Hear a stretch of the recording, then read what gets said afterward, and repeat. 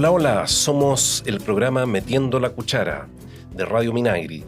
Hoy nos acompaña Sebastián Tovar, profesor y chef del Departamento de Nutrición de la Universidad Católica, y Javiera Pefort, ingeniera agrónoma, profesional de la Oficina de Estudios y Políticas Agrarias del Minagri. ¿Qué tal, Sebastián? ¿Qué tal, hola, Francisco. Javiera? Hola, Javiera. ¿Qué tal? Gustoso de comenzar un nuevo capítulo. Excelente, Javiera.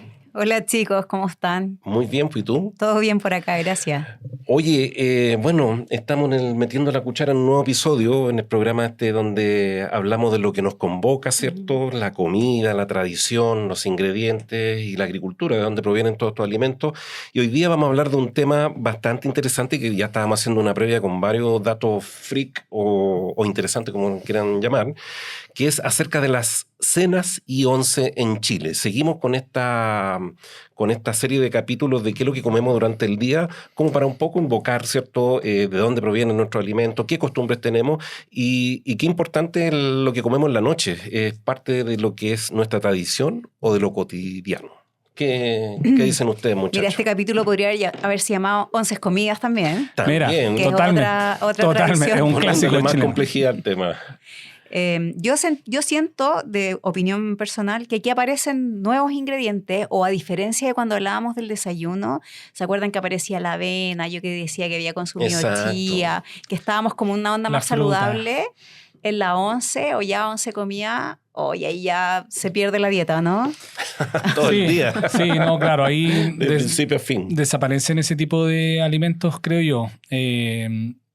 Precisamente el año pasado una compañera de la universidad desarrolló su tesis de doctorado en relación a este fenómeno de la once o la cena, y para ver qué encontraban en los datos, ¿ya? Y concluyó que el 80% de la gente toma once y solo un 20 y tantos cena. Y entonces ahí podríamos tal vez explicar otro tipo de problemas con los que nos encontramos en relación a nutrición. Recordad que no soy nutricionista y no quiero hablar de nutrición, pero solo dejar ese como detallito que una compañera sí lo constató, sí lo investigó, y ese problema que se da de, por un lado, culturalmente estamos muy acostumbrados a la once, y el tomar once significa dejar de lado algunos alimentos que nos hacían bien, al parecer. Oye, sí, creo que tocas un tema bien interesante y mira qué interesante que sea también un objeto de estudio. Para la mayoría de nosotros es como sentarse a la mesa y un poco echar a andar la imaginación y comer, ¿no? Disfrutar. Exacto, pero diste también con un tema relevante que tiene que ver con la tradición. Eso es lo que preguntaba un poco al principio, y yo creo que sí o sí, todo lo que nosotros comemos durante el día tiene que estar ligado, o está de alguna manera ligado a alguna tradición. Y estoy pensando un poquito hacia dónde apunta esta costumbre de sentarse a la once, como recién decíamos, porque en el resto de los países no conozco algo similar, sino que es cena o simplemente se pasa como de largo, es como un snack, algo así de ese tipo. Y creo que confluye mucho al tema de que con este proceso de la urbanización del país en la década en el siglo pasado, se trajo la cultura campesina a la ciudad de alguna manera, los productos del campo, y posteriormente la jornada laboral fue el escenario en donde convergía toda la familia. Por lo tanto, significaba después, y hasta el día de hoy, mamá, papá, los hijos terminan a estudiar, trabajar, lo que sea, y se convocan alrededor de las 7, 8 de la noche, ¿cierto?, a disfrutar, hacer el capítulo o recapitular lo que fue el día, pero en torno a un plato de comida que, independiente de lo que desmenucemos a continuación, es lo que llamamos once. Así es. Bueno, tú mencionabas, Francisco, justamente que es una tradición que viene del campo a la ciudad, por decirlo así, y dependiendo de la zona también es cuáles son los ingredientes con los que nos encontramos, lo mismo que conversábamos en los desayunos y en los almuerzos. Somos muy dependientes de nuestra geografía, nuestra loca geografía. Claro, estaba muy cruzado por un tema de tiempo, de que una persona no iba a llegar a cocinar algo muy elaborado para llegar a comer en ese momento. Claramente era más sencillo un pancito con un tecito, un clásico. Y en algunos casos igual cocina, pero se cocina ya inmediatamente pensando en el día siguiente, en preparar en preparar lo que se va a comer o lo que se va a llevar al trabajo el día siguiente. Entonces, la única opción era pan y tecito o café. Entonces, ahí es donde se producían esos problemas que les comentaba de dejamos de lado algunos alimentos, favorecemos otros y ahí entran dificultades. Pero claro, como culturalmente está muy arraigado. Ahora hace poco he visto ilustradores que han ido ilustrando momentos de nuestra comida, de nuestros espacios caseros, y hay varios de la once. Está ahí la taza recuerdo fanalosa, está el tecito supremo, está el matecito, está la marraqueta con palta. Entonces ahí está muy cruzado por lo cultural. Claro, y se suman otros ingredientes que son típicos, como decía Javiera, de lo que significa este movimiento de las tradiciones del campo a la ciudad, y aparece fuertemente este concepto hipercalórico que tú dices, Sebastián, que es muy cierto. Aparece la mermelada, por ejemplo, que mucho azúcar, ¿cierto? Pero basado en productos frutícolas, ¿cierto? Y aparecen también las cecinas, el queso, los productos lácteos, que también de alguna manera son cargaditos en grasa, ¿cierto? En aceite. Nombrabas tú la palta, también una fuente de aceite importante de origen vegetal.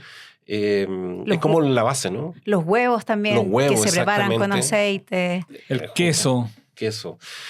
Y en el caso de ustedes, Javiera, ¿qué es lo que habitualmente tú cenas o es 11? No, en mi casa es 11. 11. Es 11, sí. Pero ahora estoy dudando si continúo con la 11. Pero ¿sabes qué? Se da un fenómeno, bueno, que ya lo había comentado recientemente. Hacia el norte aparecen productos más ligados con esa agricultura, por ejemplo, el queso de cabra, productos más ligados como a la agricultura o los productos que nacen de... Las aceitunas. Las aceitunas también. Las aceitunas. Tienes toda la razón. Las meten en las marraquetas, ¿no? Exacto, en las marraquetas, con queso, con mantequilla, aparece tanto en la mañana como en la tarde. Claro. Así que es un súper buen... Sí, claro. Buen Después, bueno, hacia el centro, la palta clásica, que yo creo que ya está expandida a lo largo de todo Chile, pero originalmente era más consumida acá en la zona central.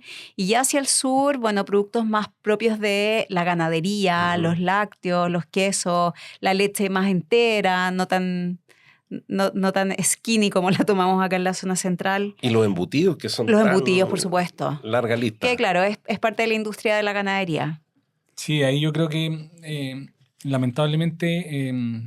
es cierto los alimentos que menciona Javiera, pero algunos de ellos, al venir de muy industrializados, no son tan de buena calidad. Y entonces ahí es donde se produce el problema de qué acceso tiene la mayoría de la gente, porque puede haber un grupo en el cual me incluyo privilegiado que tengamos acceso tal vez a muy buenos productos, pero la mayoría... si uno mira el almacén, el mini market que ya está desarrollado en todo nuestro país, donde la gente va a comprar el cuarto de mortadela, el cuarto de chancho, son embutidos que no son de tan buena calidad, lamentablemente. Idealmente todo el mundo pudiera comer un jamón pierna. Eso, básicamente porque tienen mucha grasa, ¿no? Porque tienen mucha grasa, claro. Antiguamente seguramente era con un embutido, pero con un embutido tal vez un poquito más natural, más casero, tipo más artesanal. Guaso, ¿no? Un arrollado guaso. Con harta carne. Que, claro, si uno piensa el arrollado guaso es solo carne envuelta en un cuero. ¿Ya? Si uno pudiera retirarle el cuero, está comiendo carne solamente y no con demasiada grasa. Versus los embutidos actuales que es muchísima grasa la que tienen y menos carne o menos proteína que la que antiguamente tenía. Entonces, las mermeladas también muchas veces cada vez traen menos fruta y más azúcar. La palta, que la consideramos un excelente alimento, no sé qué tan diario pueda consumirse actualmente, pese a las grandes cantidades que se producen, no sé si... o derechamente va a convertirse en un completo, que también nos pasamos o la sopaipilla. La sopaipilla. Bueno, y en el sur también la influencia alemana fuerte que hay con el consumo de los dulces preparados, un kuchen, un pie, que también son importantes a la hora de tomar once o cenar en nuevamente, harinas, dulces... Una caloría. Oye, Seba, quiero inmiscuirme en tu tarde. ¿Qué habitualmente? Mira, yo habitualmente me como solo un sándwich. Yo he pasado por periodos oscuros donde el pan era Era importante en mi dieta. Aportando a la estadística nacional del consumo de pan. Exactamente, yo creo que apuntalaba mucho, pero después de un trabajo de mucha psicología Y de voluntad. y de voluntad, no, por suerte no ando como deseando, pero yo habitualmente me como un pan en la mañana y un pan en la noche. Ya. Es todo lo que como. Y en la noche me como un pan con o algún embutido, tratando de que sea de la mejor calidad posible, o palta o queso, pero en definitiva un sándwich. En la tarde no me tomo el tecito, en algunos casos sí, o más al invierno, pero si no lo acompaño con una bebida gaseosa. Y, Vamos a decir el nombre. Claro, no vamos a decir el nombre, pero... Rico en azúcar. Pero claro, rica, o sea, la tomo con endulzante, gracias a Dios, pero sabemos que más allá del endulzante igual es un producto que no es tan recomendable, pero bueno, cada uno lleva sus propias batallas, pero es un sándwich con un bebestible. No como más queso, no acostumbro a comer cereales, no acostumbro a tomar leche, yo tomo muy poca leche, no acostumbro a comer fruta. Actualmente he tratado de incorporar fruta. Al menos el kiwi. Y claro, el kiwi que no me está faltando ningún día, que me está ayudando muchísimo a mi colon, pero no trato de meterle tal vez muchas veces verdura, que eso ayuda a mejorar la calidad de la once. Si tú a un sándwich le agregas muchas verduras, estás contribuyendo a mejorar la calidad de tu once. Sí, yo en general, escuchando a los dos, como que coincidimos en varias cosas. Creo que netamente estamos en un tema de base cultural, pero también, dependiendo un poco de la disponibilidad de cosas, a veces me relaja cocinar en la tarde, tipo bien tarde, noche, y a veces alterno entre esta típica once chilena y una cena relativamente liviana, con alguna ensaladita, alguna cosa, a veces el sándwich con muchas cosas, con verduras y algunas carnes. Así que como que estamos en el promedio común de los chilenos. Yo creo, sí. Oye, los invito a un poco a desmenuzar el origen, concepto de la once y el dato freak. Estuve averiguando ahí algunos datos y es bien curioso. Hay varias, sí, hay varias vertientes, ¿no? Exacto. A ver. Por lo menos hay una que habla que en esa hora, después de la pega, toda la gente que volvía a su casa coincidía con un vasito de aguardiente para... costumbre también, y que curiosamente, si deletreamos aguardiente, tiene 11 letras, por lo tanto era la manera indirecta de cómo decirle vamos a tomar un aguardiente al amigo o a la amiga, y con eso después ya continúa el resto del día. Y dicen que quedó acuñado como la once, como la contraseña, ¿cierto? Para poder ir a tomarse un aguardiente. También algo muy, muy chileno de justificar cualquier cosa pegándose un pescazo, ¿no? Un clásico. Básicamente. Pero de ahí dicen que quedó acuñado el tema de la once. ¿Qué han manejado ustedes como información? Yo sabes que he escuchado la misma teoría que tú, pero entre mujeres. Sí, y de ahí venía ¿no? la clave de las 11. Eran las 11. Mira. Claro. Sí. Para no quedar tan mal de, hey, tomemos un aguardiente, Exacto, una cosita. para que no sea tan feo. Super lady. Vamos las 11, ¿no es cierto? Sí. Algo así había escuchado yo también. Mira. Sí, por ahí está la partida del término. Sí, muy interesante. Oye, ¿y qué algún dato freak que podrían compartir ustedes con este tema de la once o la cena? Porque también creo que también la costumbre ha ido evolucionando y nos vamos metiendo en otros temas. Recuerden que hemos hablado también cómo la cultura influye, hemos tenido llegadas masivas de personas de otros países con otras costumbres, con otros ingredientes, y que de alguna manera influyen en lo que uno está habituado. Entonces, no sé qué datos tienen. Mira, más que datos freak, reconozco y creo que es algo similar a lo que estaba pasando con el desayuno, que lo comentamos alguna vez. Hay una conciencia de comer más sano, sobre todo si es en la noche, en que después te vas a acostar unas poquitas horas después.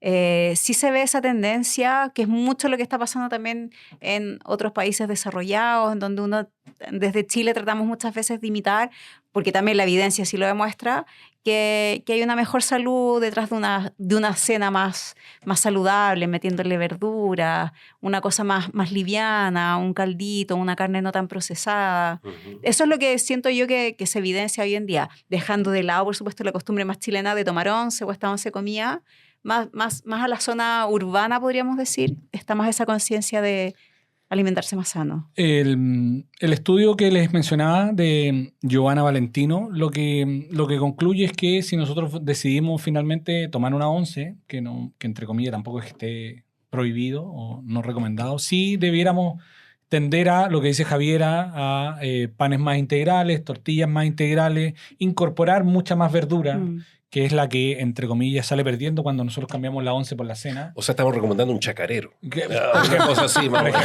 Ahí me anoto. Un chacarero en pampita integral, por ejemplo, podría ser bastante mejor que comernos un pan con un aliado. Y si pudiéramos además agregar fruta, sería aún mejor.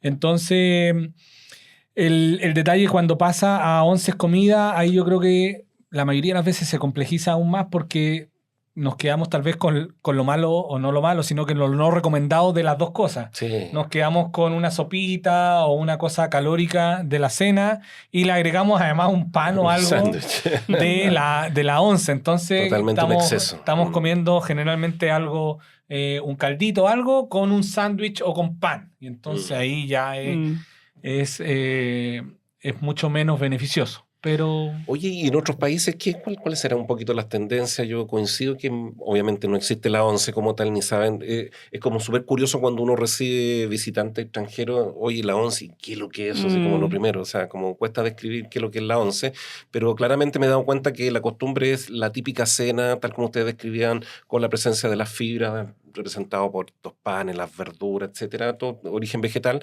pero también con una porción importante de proteína que pueden ser de distintas fuentes, ya sea marina, animal, ¿cierto? Pensando en lo típico, la res, como decíamos la otra vez, etcétera. Existe el concepto de merienda, creo yo. También.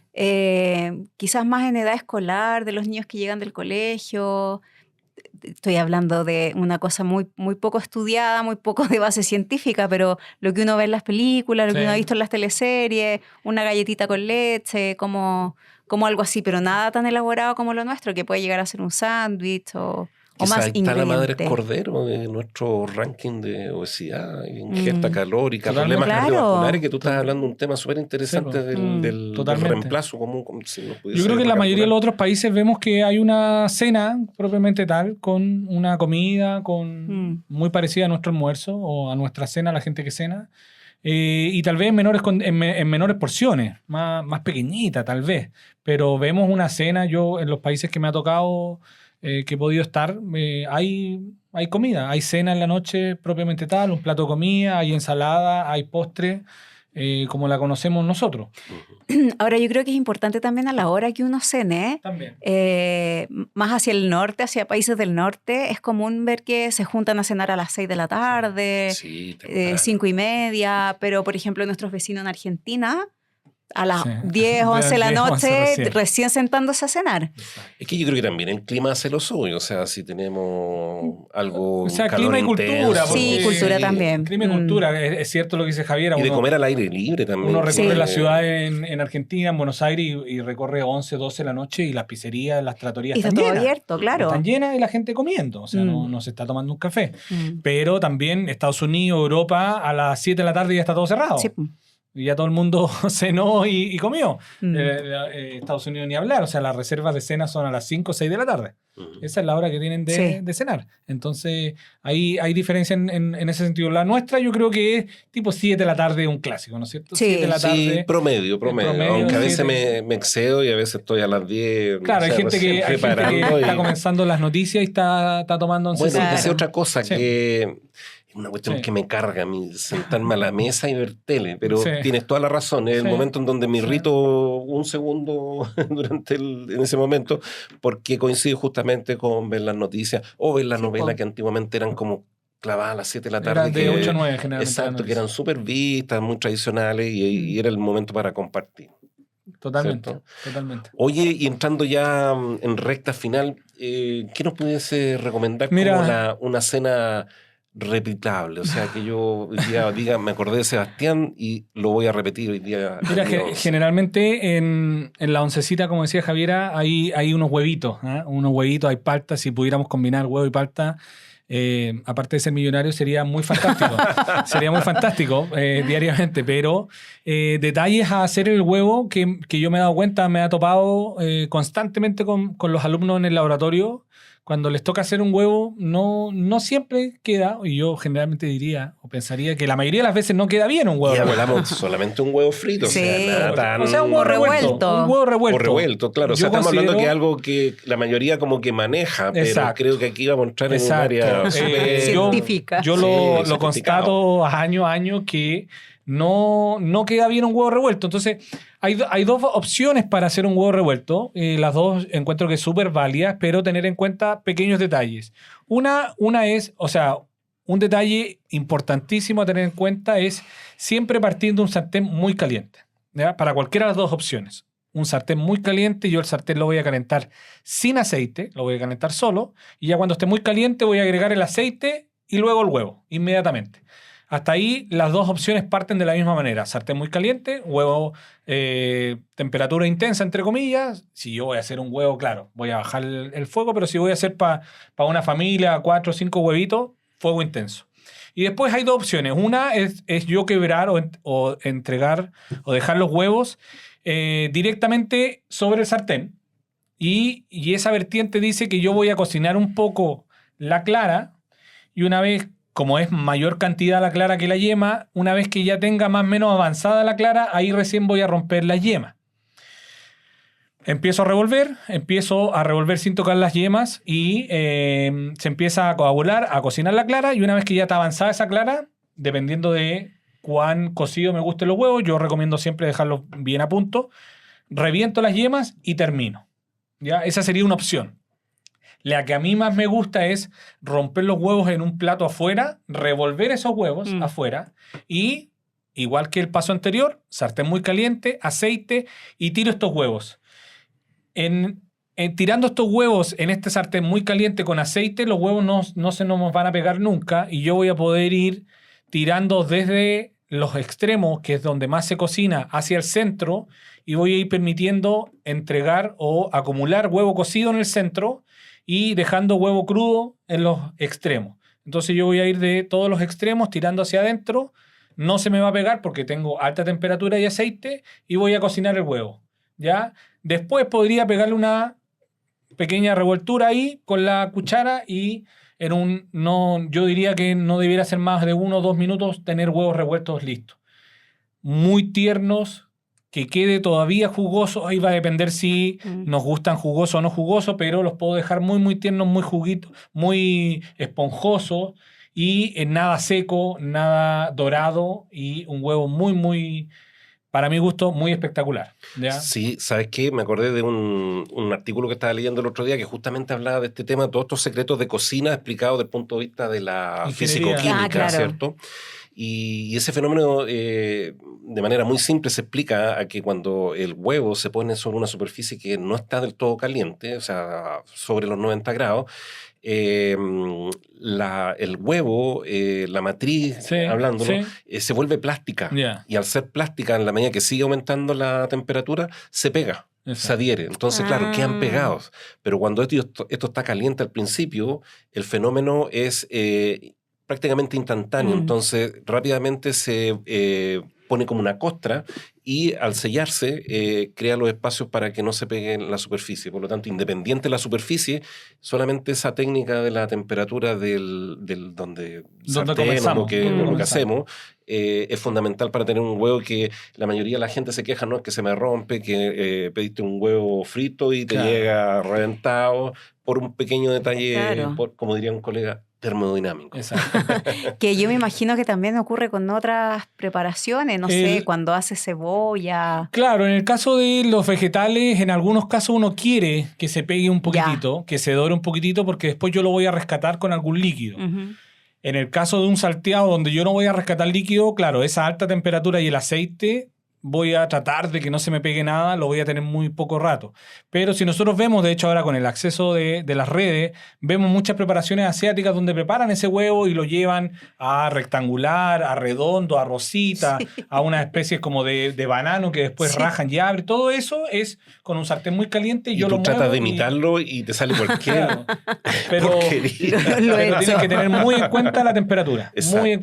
Y lo veo yo. O sea, yo tengo sartenes de teflón en el laboratorio. Los alumnos parten con un sartén de teflón que uno diría decir no va a tener problema para hacer unos huevos revueltos. Y igual terminan pegándose, porque si tú pones el sartén, le echas aceite, tiras los huevos y lo pones a calentar, lo más probable es que igual se te pegue.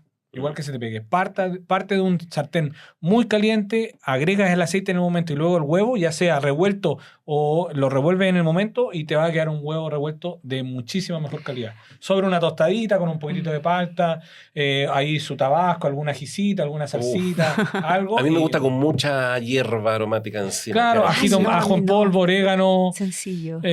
pimienta, solo Sí. pimienta recién molida arriba. Maravilloso. Real. Bueno, igual tú mencionaste lo del sartén de Claro. teflón, pero yo me imagino que, bueno, esto ya es más caro, pero acceder a un sartén de cerámica... Sí, ¿sabes que la cerámica no ha entrado, no logró romperla en el mundo de la gastronomía por el mira. hecho de que es un súper buen material, pero para que sea un súper buen material tiene que ser de muy buena calidad. Y entonces tiene que ser un sartén carísimo Ah, de ya. muy buena calidad. Entonces, al igual que el teflón de mala calidad te va a durar menos, pero va a cumplir el objetivo Sí, de no claro. pegarse. En cambio, uno de cerámica de mala calidad no va a cumplir el objetivo y se va a pegar igual. Entonces la gente cae en eso y lo compra una sola vez y después dice, no, en realidad no sirvió y se queda igual con el teflón. Porque no logró, no pudo, y es entendible porque son Lógico. carísimos, haber comprado uno de cerámica de muy buena calidad. Eso es lo que pasa. No cambio de pailite cobre. Claro, pero con alta temperatura, acero inoxidable, Sí, súper, súper bien. Buen Hierro dato. fundido, Buen para dato. mí, eterno y buenísimo. exacto. Ujú. Oye, han salido temas bien interesantes. El tema de las técnicas, yo creo que es todo un mundo que Sí. creo que vale la pena considerar en nuestra programación de episodios. Así que creo que dieron el clavo con esos detalles interesantes. Bueno, hemos llegado al término de este nuevo episodio, súper entretenido. Hemos revisado la cultura chilena de la once, ¿cierto? Vinculado con las comidas, como decía Javier, a la once comida y todas sus variantes. Y los ingredientes típicos que están presentes, sin duda muy, muy representativos de nuestra cultura agrícola chilena, así que muy, muy entretenido metiendo la cuchara. Bueno, de esta manera llegamos al final y nos despedimos hasta el nuevo episodio. Hasta la próxima. Chao. Adiós.